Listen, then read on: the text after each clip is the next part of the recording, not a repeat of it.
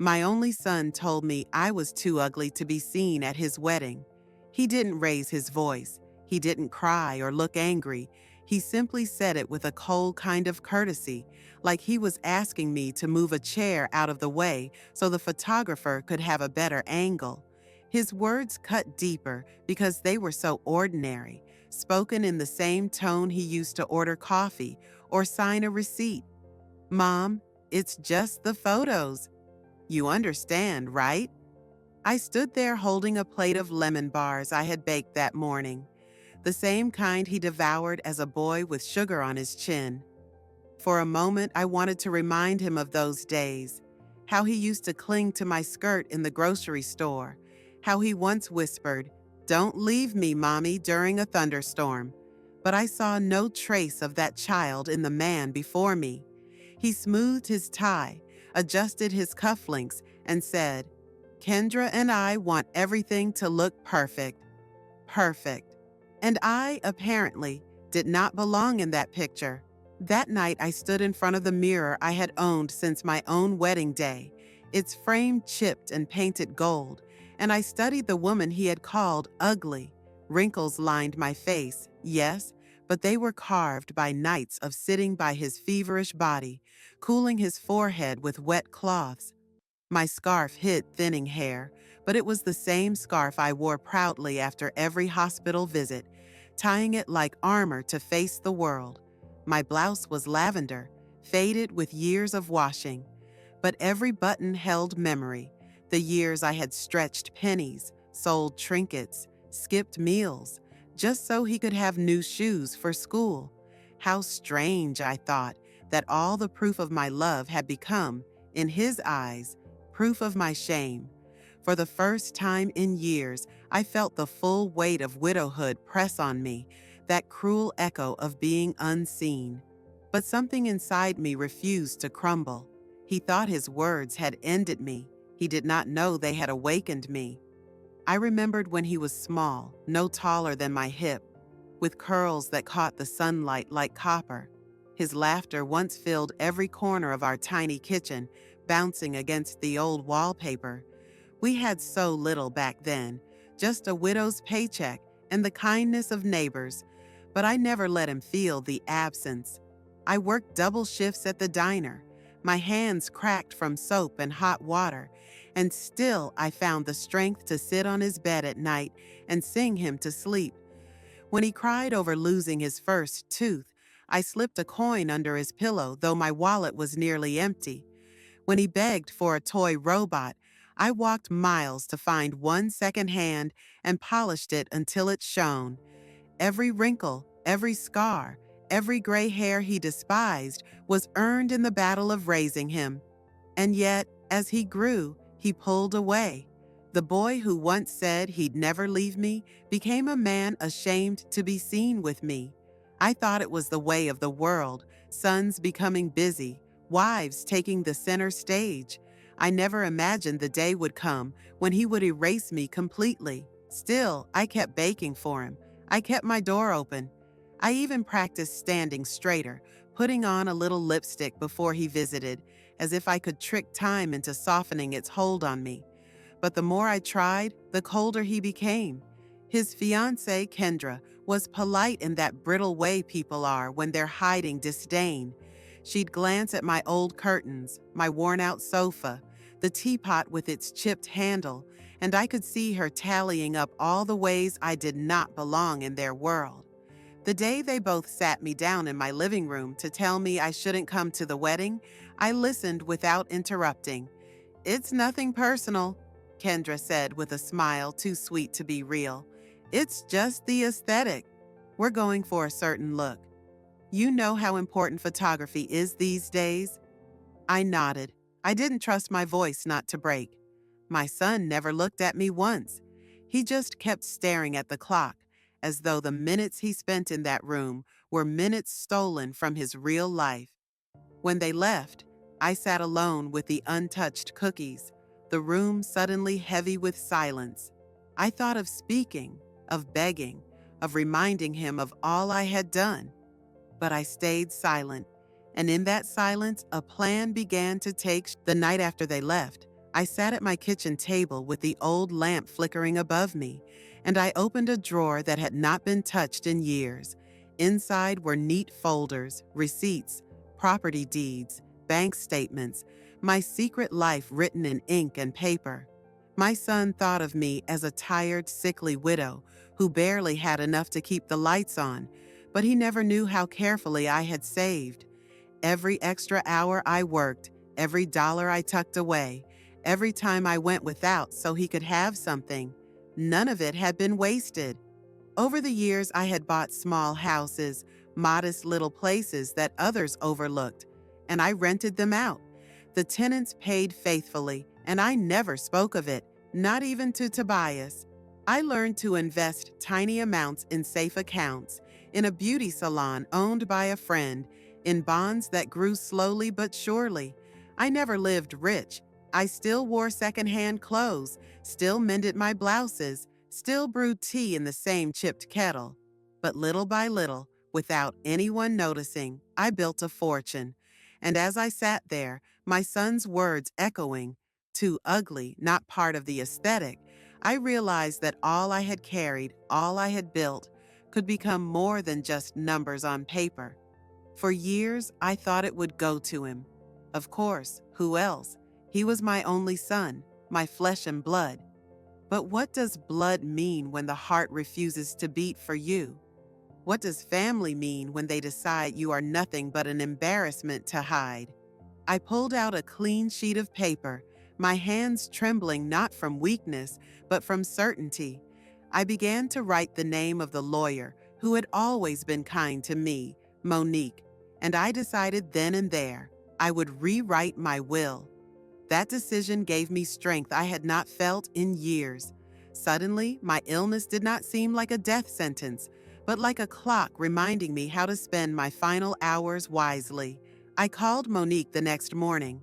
She listened without interrupting, her voice steady, her loyalty sharper than any blade. She told me we could make it airtight, impossible to contest. "Are you sure?" she asked softly. "It means cutting him out completely." My throat burned as I whispered, "He cut me out first." That afternoon, we drew up the new will. My 3 houses, the savings, the small businesses, every last coin. I left it all to a foundation I had supported in secret. Massey House, a shelter for older women discarded by their families. Women like me, women told they were too ugly, too useless, too much of a burden. For once in my life, I felt light. Tobias would never expect it. He would stand at his wedding, smiling for the cameras, believing he had won. And in that very moment, the truth would arrive in his hands like a storm he never saw coming. The days crawled by as the wedding drew near. Neighbors whispered about the grand vineyard they had rented, the flowers imported from Italy, the photographers flown in from Paris. People spoke of it as if it were a royal event, and I listened quietly, my face unreadable.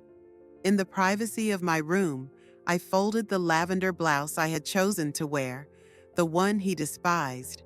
I polished the old brooch my mother had given me, fastening it to the scarf that covered my thinning hair.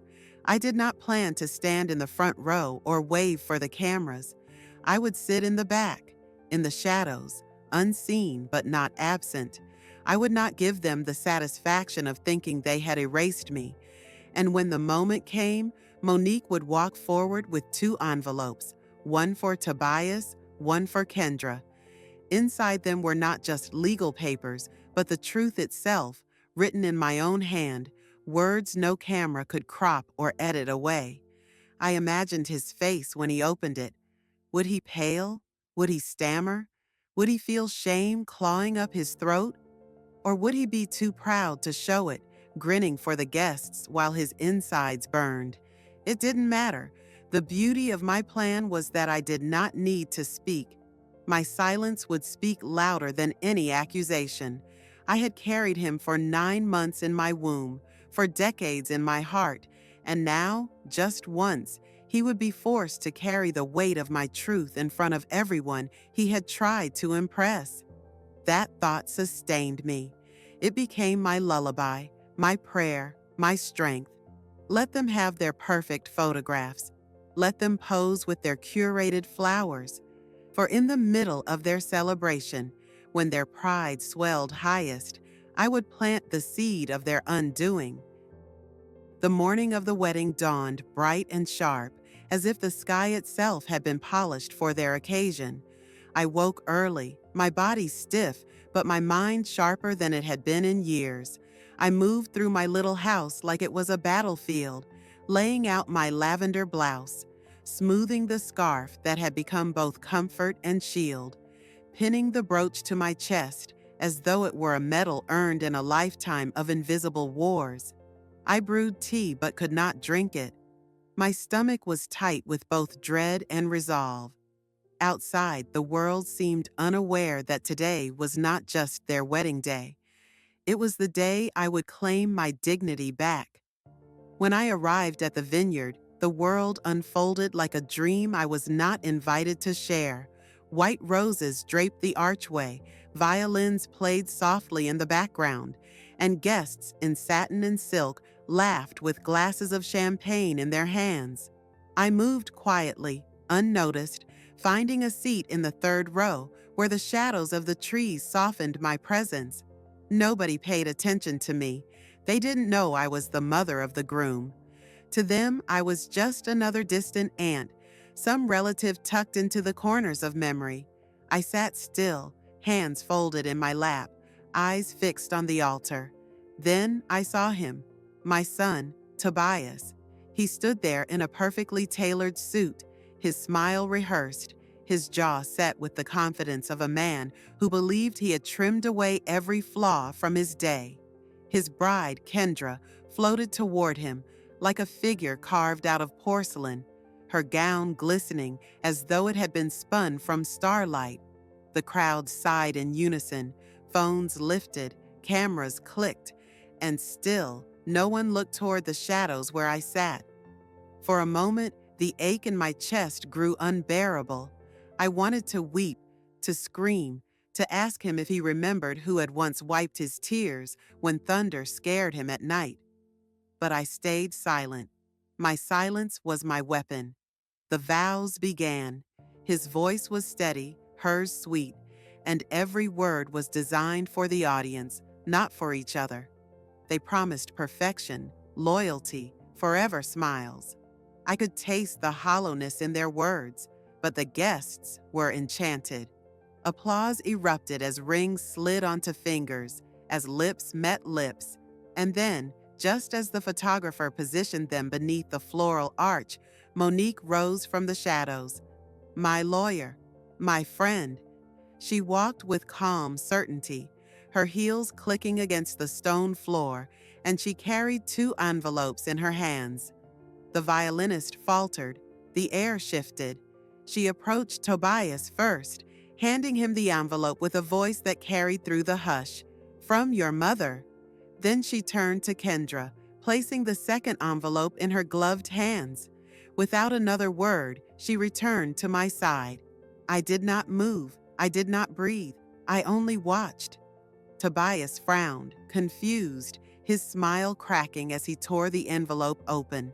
For a moment he stood frozen, his eyes scanning the will, the letter I had written in my unshakable hand. The color drained from his face. Guests craned their necks, whispers spreading like fire in dry grass. What is it? Someone whispered. Kendra's hands trembled as she opened hers, reading the note I had left for her. A short, sharp truth about respect, about what it means to marry into a family rather than erase it. Her lips tightened, and she clutched the paper as though it burned her fingers. Gasps rippled through the crowd. An uncle murmured, "Is this real?" A cousin shook his head in disbelief. One bridesmaid pressed her hand over her mouth, eyes wide with pity. Tobias looked up, his mouth opening and closing like a fish pulled from water. He tried to laugh it off, to make some casual remark, but the silence of the crowd drowned him. In that moment, all the polished charm he had built for himself cracked. For the first time in years, he looked small to me again. Not the boy I raised, but a man stripped of his armor.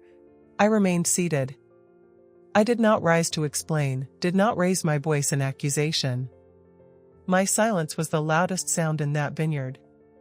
Cameras clicked, not for his perfect smile anymore, but for the story unraveling in real time, the mother they tried to hide, the will that exposed them, the quiet dignity that no insult could erase. And as I watched him falter, I felt no triumph, no gloating satisfaction. What I felt was release, the long exhale of a woman who had carried too much for too long and finally set it down. The silence after the envelopes was heavier than any sermon I had ever sat through. People shifted uncomfortably in their seats, their once perfect posture bending under the weight of curiosity. The violinist lowered his bow, the photographer stopped clicking, even the children fidgeted less as though sensing that something fragile was breaking in the air. My son, my only son, tried to gather himself.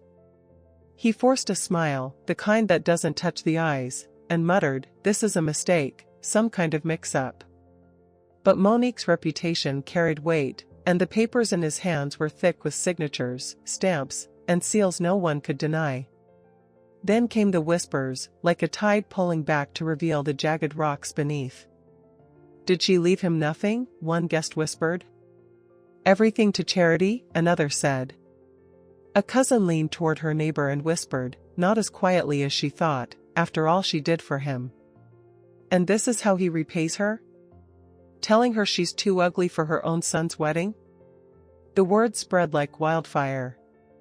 Heads turned toward me at last, not with scorn, but with dawning recognition. In their eyes I saw something shift, shame for having ignored me, pity for the mother they now realized had been cast aside. Kendra's face hardened. She was a woman who had rehearsed every detail of this day, who had planned every petal, every ribbon, every angle of every photograph. And now, here she was, standing in the center of her grandest stage while the spotlight burned her instead of praising her. She held my note like it was a live coal, her lips pressed into a thin line. Her eyes flickered to Tobias, searching for strength, but found only panic. For once, they looked less like bride and groom and more like two children caught stealing cookies from a jar. Tobias's hand shook as he tried to refold the will, to stuff it back into the envelope, but it was too late. The crowd had already seen. Phones rose again, but this time not for the perfect kiss under the arch. They were recording the collapse, the unmasking, the truth no filter could soften. He tried to speak again, his voice cracking. "It doesn't matter," he said, too loudly, his laugh brittle. "This day is about love, about us." But the guests weren't smiling. They were murmuring, shaking their heads, some even stepping back as though his arrogance were contagious. I stayed seated, calm, my hands folded in my lap. Inside, my heart was racing, but outwardly, I gave them nothing. That was my final gift to myself, not to rise in anger, not to break down in tears, but to remain still, dignified, untouchable. I could feel Tobias's eyes searching the rows, searching for me, realizing at last that I had been there all along, silent and watching. Our gazes met across the distance, and in his eyes I saw a flicker of something he hadn't felt in years, fear. Not of me, but of what he had become. The ceremony ended in disarray. The officiant stumbled through the last words, applause came late and half-hearted, and when the guests moved toward the reception hall, they moved in clumps of whispers and speculation. Some avoided Tobias and Kendra entirely, others offered awkward congratulations tinged with pity. My son avoided me. He couldn't bear to. He kept his head down, his smile forced, his laughter loud and hollow. He wanted to pretend nothing had happened, but the truth clung to him like a second skin. That night, when the vineyard emptied and the stars came out, I left quietly. No one noticed me slip away. I walked through the parking lot under the cold light of the moon, my scarf tied around my head, my brooch heavy against my chest. For the first time in years, I didn't feel invisible. I felt seen, if not by my son, then by the truth itself. I didn't need a spotlight, or a camera, or an invitation. I had given myself the dignity they tried to take away, and no one could undo it now. The morning after the wedding, my phone rang before the sun even rose. It was Monique, her voice low but steady. "He's furious," she said. "Already asking if there's a loophole, if we can contest it, if the signatures can be undone." I smiled to myself, sipping the lukewarm tea I'd brewed the night before. "And what did you tell him?" I asked. "I told him the truth," she said. "That the will is airtight. That there's not a lawyer in this state who can change what you signed." And so began the storm. Tobias tried everything. He called, he begged, he threatened. He stood in Monique's office with fire in his eyes and desperation on his lips. "She's my mother," he argued. "That money should have been mine. She owed me that much." Monique told me later that her hands trembled as she poured him water, not from fear of him, but from sorrow for what he had become. My son wasn't pleading for me, wasn't grieving me, wasn't asking how I'd felt in my last days. He was fighting only for the inheritance. For the wealth he thought had been guaranteed. Weeks passed. The case never even reached a courtroom. Every document was in order, every asset properly named, every intention clear. And when the Rose House Foundation received its first transfer, the women there wept. They renamed their main building Massey Hall. They printed my name on the dedication plaque, for every mother who was told she wasn't enough. I didn't ask for the attention, but it bloomed anyway. Newspapers ran stories about the dying widow who left her fortune not to her son, but to forgotten women like herself. Pictures of me volunteering years ago surfaced, me painting walls, serving food, holding hands with women no one else held anymore. The world began to whisper my story, and it grew louder than my son's silence. Hashtags appeared online, hashtag Lorraine deserved better.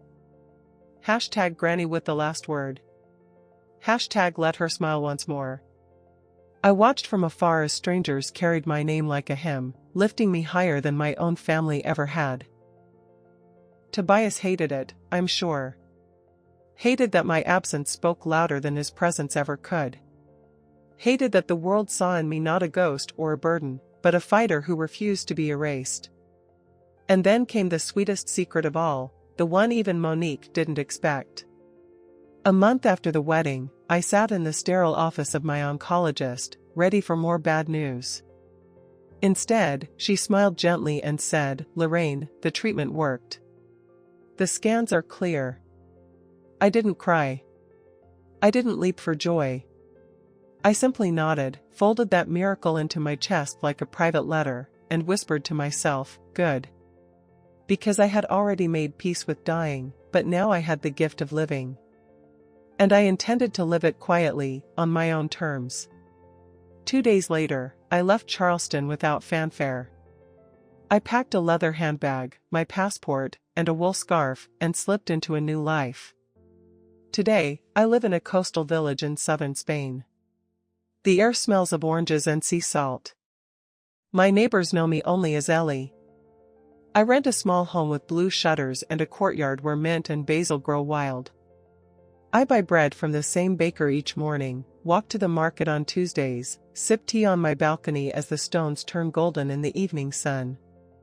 No one here sees me as sick. No one here tells me I ruin the view. Sometimes I think of Tobias. I wonder if he ever drives past my old house, if he notices the light gone from the window.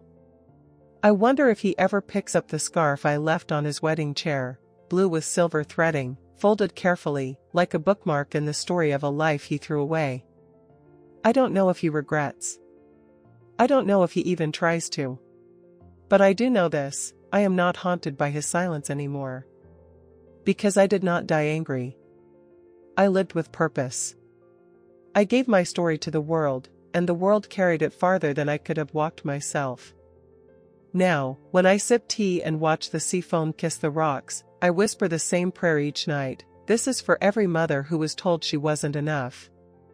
May they all find peace before it's too late. And as for my son? I left him nothing but silence. And sometimes, silence is the only inheritance strong enough to last a lifetime. Some nights, when the moon is high and the waves strike the rocks with their ancient rhythm, I sit with my tea and let the memories wash over me. Not in bitterness, not in anger, but like a woman watching old films of a life once lived. I see Tobias as a boy, clutching my finger on his first day of school, his eyes wide with fear. I see him running across fields, laughter spilling from his mouth, calling for me when he scraped his knee. And then I see the man he became, polished and proud, so ashamed of the woman who bore him. The images blur together until I can no longer tell whether I raised him, or whether I simply carried him until the world claimed him for itself.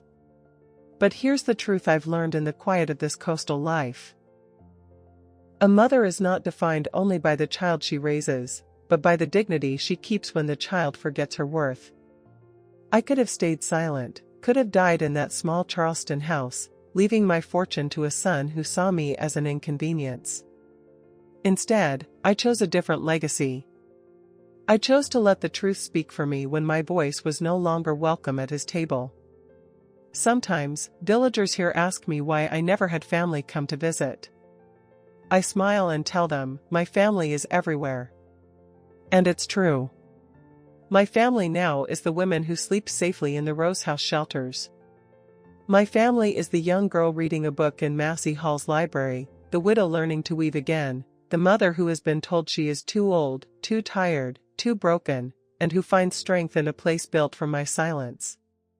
And so, when my time finally comes, and it will, as it comes for all of us, I will not leave this world bitter. I will leave it with the salt of the sea in my hair, with basil and mint growing in my courtyard, with the satisfaction that I was not erased. I was seen. Not by my son, perhaps, but by the truth, by strangers, by the very women who carry my name forward.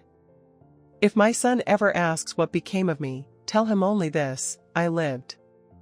I lived fully, quietly, and with more dignity than he could ever imagine. And in the end, that was worth more than any inheritance he could have squandered.